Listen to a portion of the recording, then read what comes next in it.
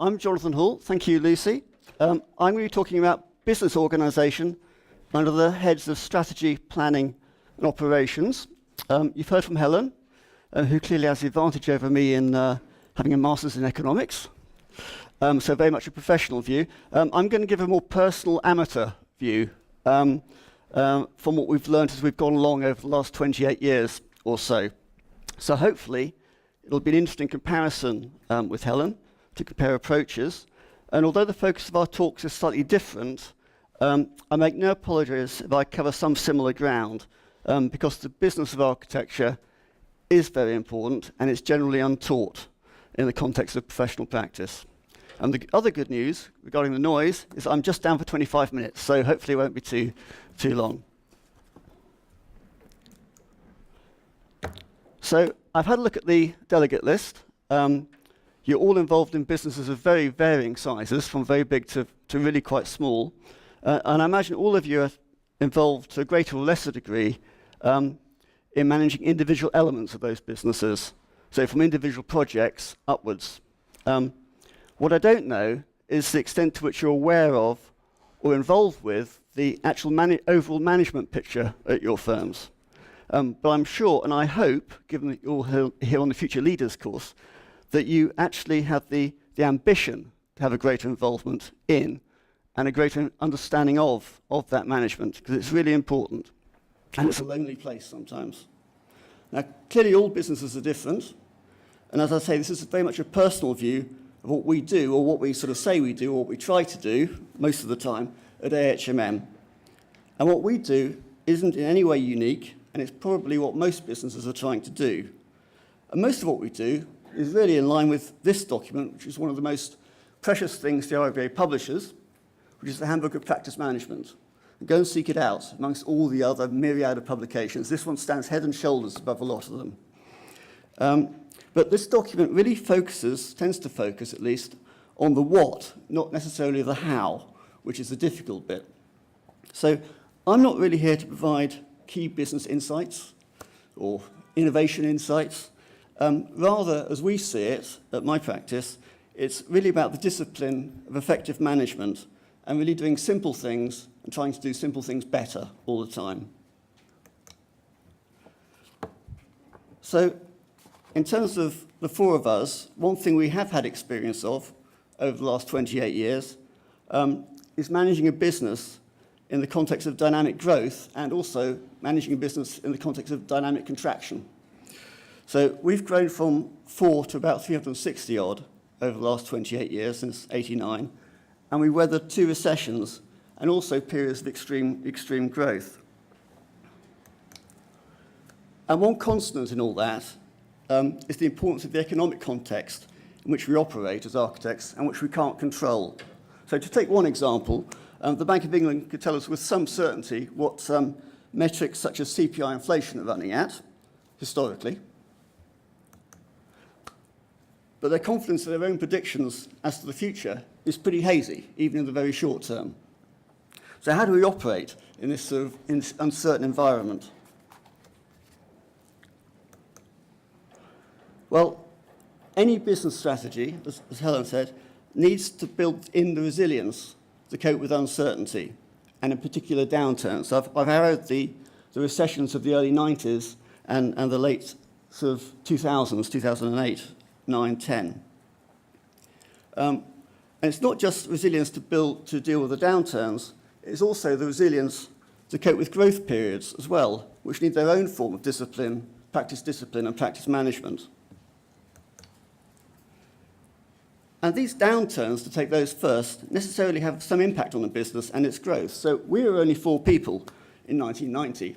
So clearly that recession had no impact on our numbers at all, because we couldn't get any smaller. But you can see we shrank significantly in 2008, as many other firms did.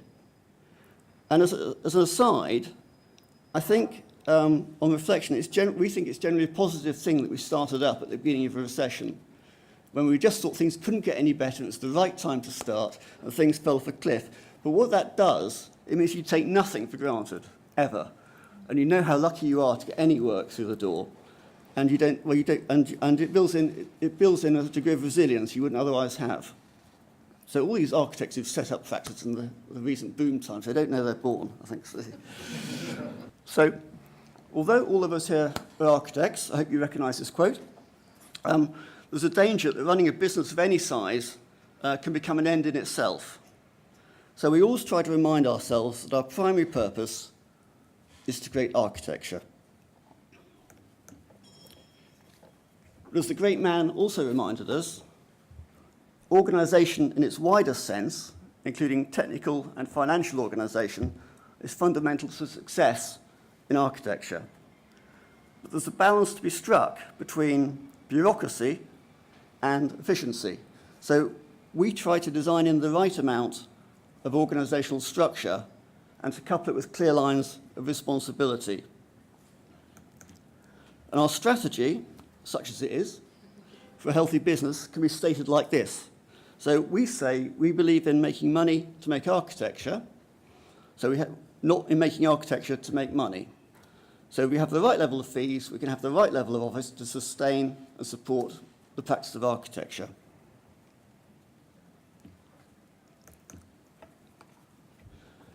Now, from an architectural perspective, I mean, the key decisions we've made for our business, and other businesses have different strategic decisions. We like to keep it simple. Essentially, we just do architecture. We don't do landscape, M&E, structures. So when I come to filling in our professional indemnity insurance form, I just stick all our fees, basically, under the architecture section. I don't sort of spread them all out over the page into different categories. So we just do architecture.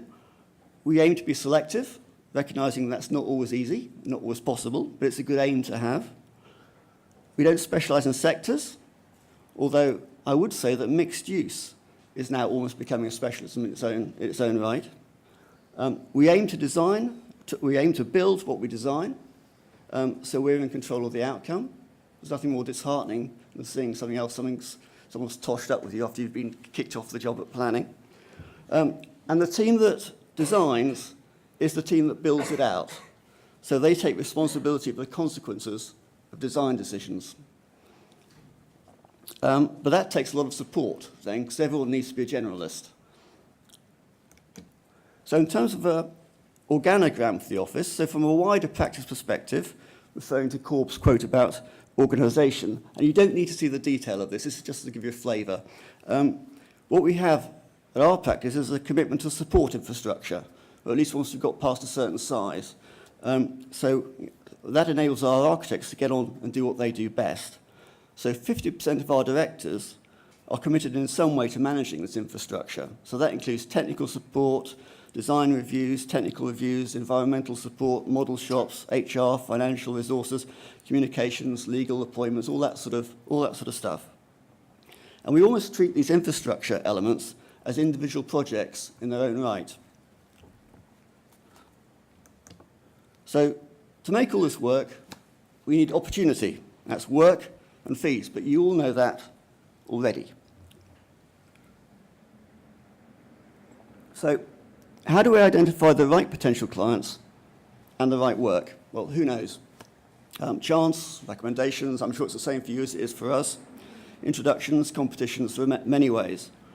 But really, it's not just about spotting or creating the opportunity, it's also about stepping back and making an informed judgment about the opportunity at a moment in time based on experience and where you are as a practice. So the test we apply, we try to apply to any opportunity, is that we seek to work with ambitious clients and to build relationships with them. And ambitious clients are always challenging, that's why they're ambitious. They always have high standards and aspirations, and they never stand still. So it's really important to get the right fee to deal with ambitious clients. And that's where the circle starts. So 70% of our fee income, typically, around about that, is from repeat clients in any one year. And the flip side of that is don't bid for projects or clients you don't either have the appetite or the enthusiasm for. Because there's good work and there's work you want and work you perhaps don't want quite as much.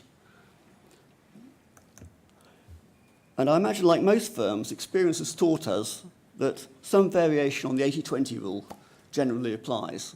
And we look at this occasionally for fun, but we don't sort of look at it as a metric. But it's interesting to do. You might try and do it in your own practices. So In our case, about 82% of our fee income year before last came from about 20% of our projects. And about 80% of our total fees in that year came from about 25% of our clients. So does this suggest we're wasting effort by not concentrating on certain types of projects or certain types of clients? Well, we take the view that who knows where an inquiry might lead. But the important thing, of course, is to never compromise on the delivery of an existing project for an existing client, because that's your legacy. That's your calling card, is completed projects. So, as I said, what we're all after is the right fee to deliver the right service. So our ambitions are to be a fee setter rather than a fee taker. That's not always easy, I know. Fees, we find, are generally self-selecting. So can you still hear me okay at the back? Is that okay? I'm sort of fading in and out here. So if we're there or thereabouts on fees, then there's usually a conversation. So don't be afraid of putting in the fee you think you need to do a project, because if they like you, there will be a conversation. If we're not in the right ballpark, there generally isn't a conversation. That's life. And in many cases, I think we find, especially with commercial clients, they do understand the value the right architect could bring to their project, and they also understand the cost of that service, because they're professionals as well. And a comfortable fee allows you to have some flex as an architect without having to go back and ask for more, like Oliver, which is always difficult, because no one likes being asked for additional fees. The next bullet point is planning for uncertainty.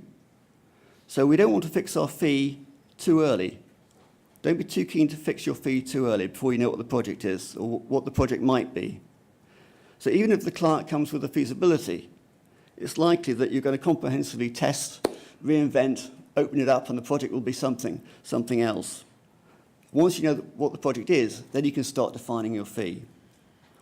You need clarity on scope and time, which are the big destroyers of your margins. And that's really to protect events outside your control. Yes, design is an iterative process, and that's the decision we make as architects, to go around the loop and to drag our consultants with us around the loop, and that's difficult sometimes. But the primary uncertain things are additional work, especially in planning, and prolongation, especially related to planning issues and also contractor delays. So you need to protect yourself somehow against those elements. And the final bullet point is about consistency. Consistency between clients, because they do talk to each other, we find. They all like a good deal. They all like to feel they're getting a good deal, but they don't like to feel they're being out of kilter. So it's a very fine judgment. And good clients shouldn't pay for the bad clients. And that's really important. The smart clients, and those are the sorts of clients you want, will generally know or suspect if they're paying for your bad clients. So be super careful. And one of our touchstones on strategy is an article by Professor John Kay, who's at the LSE, and he also writes to the FT.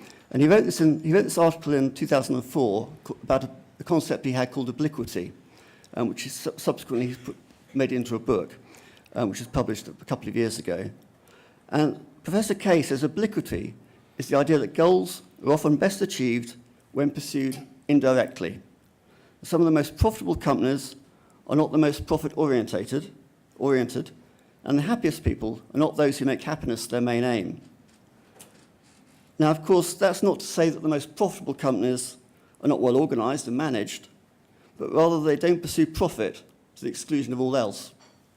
And he gives the examples of a number of corporate entities, such as ICI, for whom greater emphasis on simplistic corporate goals or corporate metrics, like maximizing shareholder value, actually led to less success in achieving them.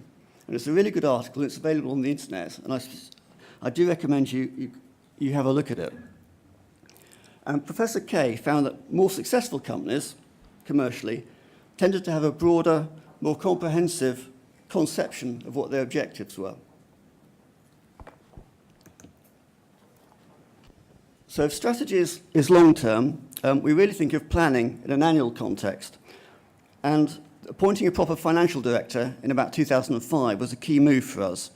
And what that did was it enforced the discipline of setting an annual budget for income and expenditure and monitoring performance against that, originally quarterly, but now monthly across the year. And I imagine that's no different to what a lot of your businesses do as well.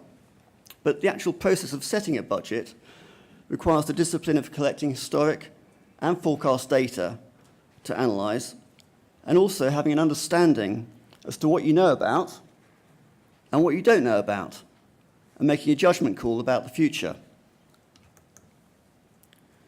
So the first element of this is having a view on projected income.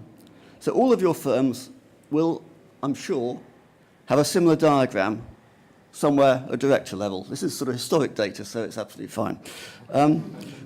And it's not an exact science, it's about degrees of confidence. So we have our forecast of known fees, which is a perpetually receding cliff edge.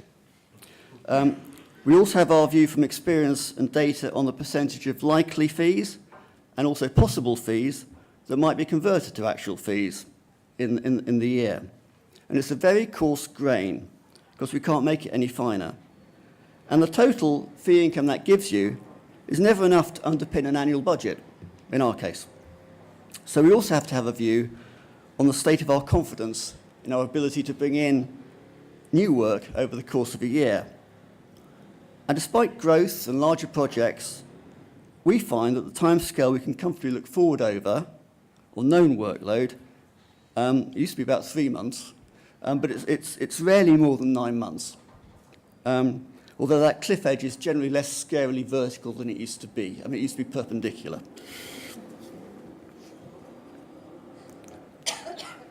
So again, some historic data. So the other side to budgeting fee income is budgeting expenditure. And we really look at direct cost of sales, which is our direct project costs, which are mainly architectural staff salaries and associated costs, and our other overheads, which are generally fixed overheads. So in terms of making an annual budget for architectural staff, we know we've got our ongoing resource that exists at the beginning of the year, and we essentially plan to keep that resource more or less stable but responsive, so we can budget for a small increase or a small decrease rather than wholesale changes. Then other overheads, such as property, are generally fixed, and other department budgets are built up by department heads. IT, communications, HR, how much bids are we doing, and so on.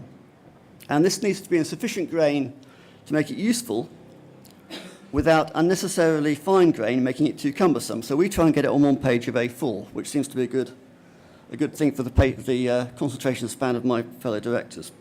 And this structure is then mirrored in our monthly management accounts, which report actual performance against budget, both in the month and on a year-to-date basis, so you can see what the trends are emerging.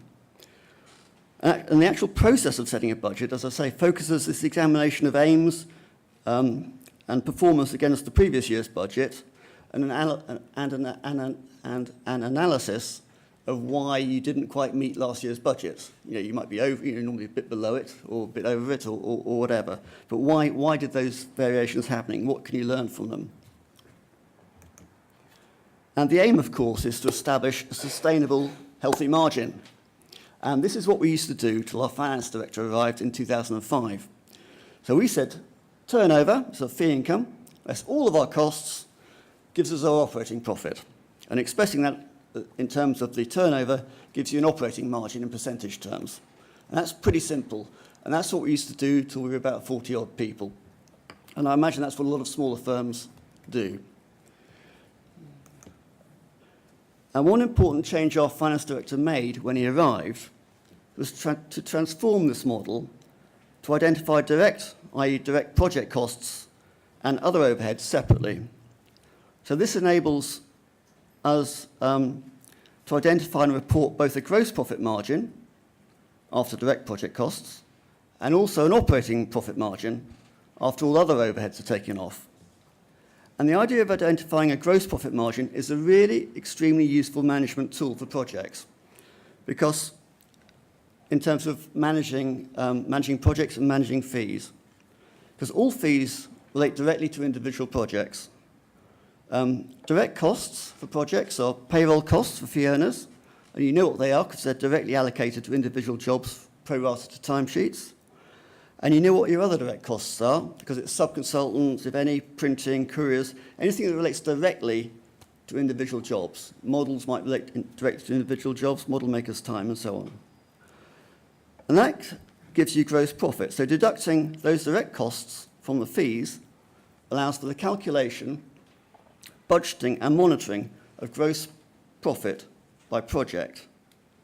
So the gross profit of the entire company could be analysed by project for any given period, any given project stage, any given project size, any given project sector, or any given client type, and expressed as a margin.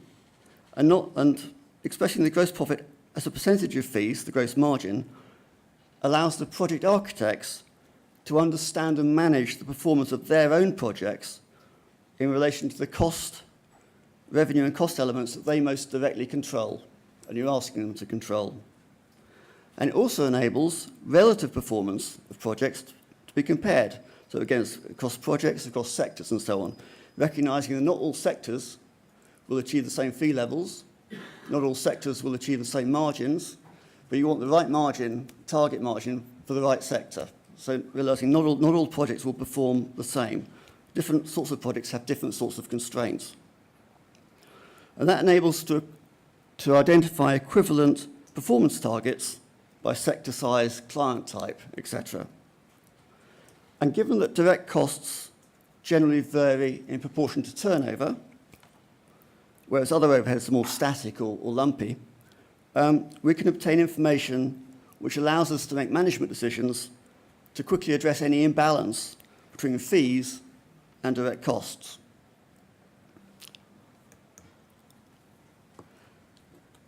So that's planning.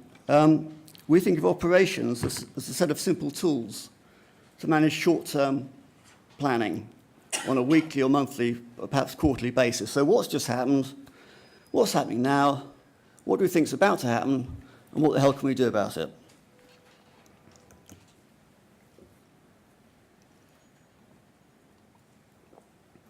And essentially, this is a focus on architectural operations.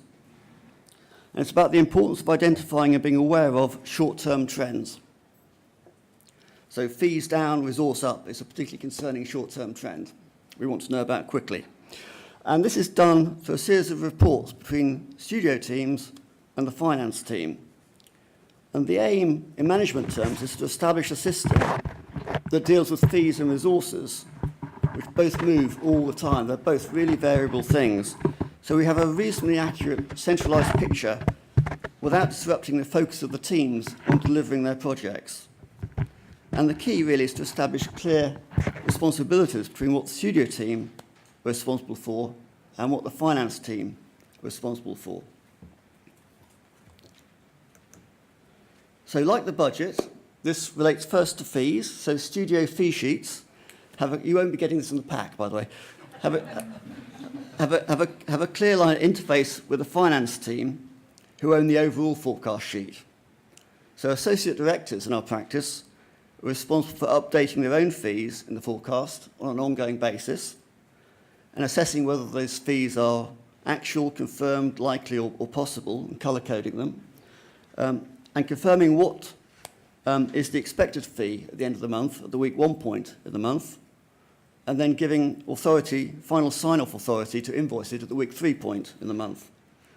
And then the finance team responsible for invoicing the correct amount to the correct party with reference to the correct correspondence. And few things are more embarrassing than sending out an incorrect invoice. And if that happens, I need to know who's responsible. But similarly, there's also a few things worse than not sending out an invoice that should have been sent out. Because if you haven't invoiced it, they're not going to pay it. So the flip side of fees is resource, just like it was at the planning level. So the movement of resource, architects, architects' assistants, senior architects, is one of the most difficult things to manage efficiently and effectively, but you all know that. But it does get slightly easier with slightly larger projects. We tend to have more stable teams, but they tend to come to the cliff edge quicker, so you need to plan for that. And that's done, as I imagine is for you guys, on a project leader basis. So our associate directors have their own team of people who they can manage between their own projects. And then if they need to move them, they move them between other associate directors in their studio. And if things get really hairy, we can move people between studios if we need to. And then there's weekly meetings on a studio basis to manage and review quantity, efficiency, movement, and so on.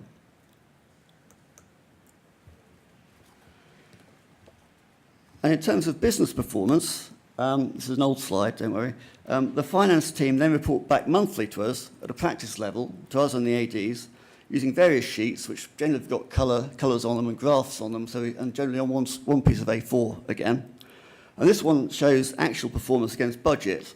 So this gives us the midpoint in the year, what we actually build versus what we budgeted to build, which is the orange bar, and what we then need to build going forward to meet our budget, which is generally in excess of what we actually have been billing. That's life.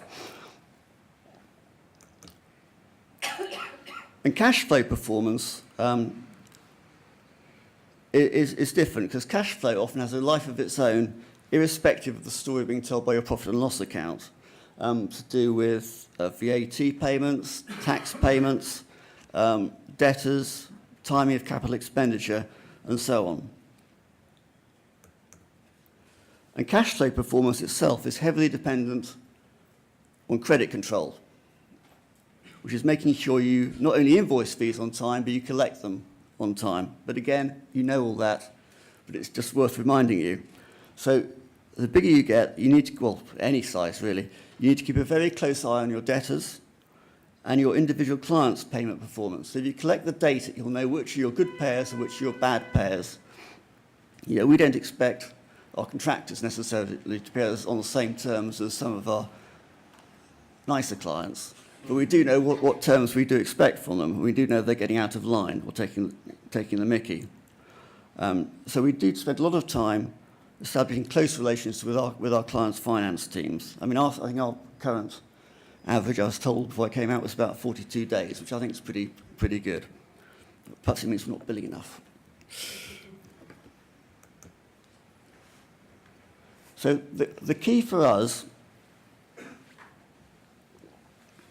which is a lesson we learnt in 2008, was to make sure we don't have a direct cost or fee imbalance over anything but the very shortest period.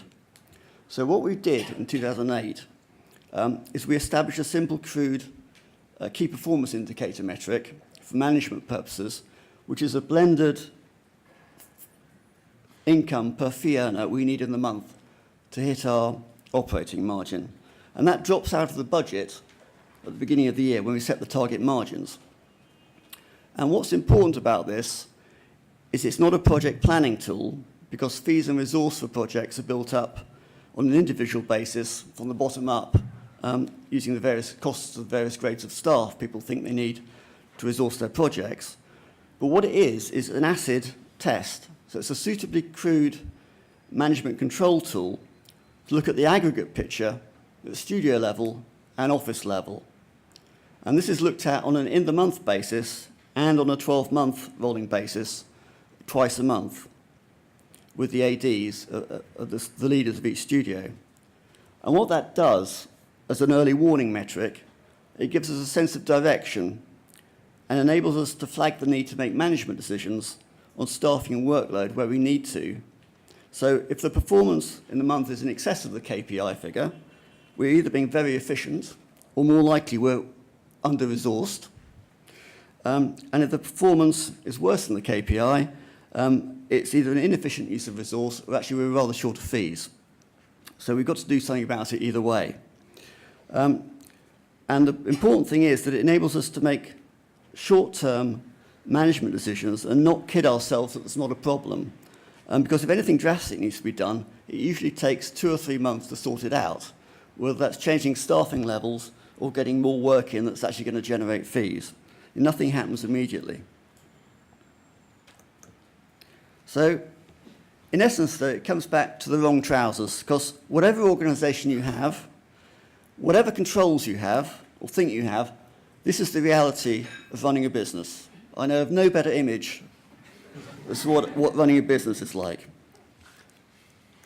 And to conclude, a warning, I guess. So in establishing all these procedures and checks, we sort of need to guard as practitioners, all of us, against what Warren Buffett and Charlie Munger call the ABCs of business decay, which you may have come across. So the A stands for arrogance, which is a word Helen used.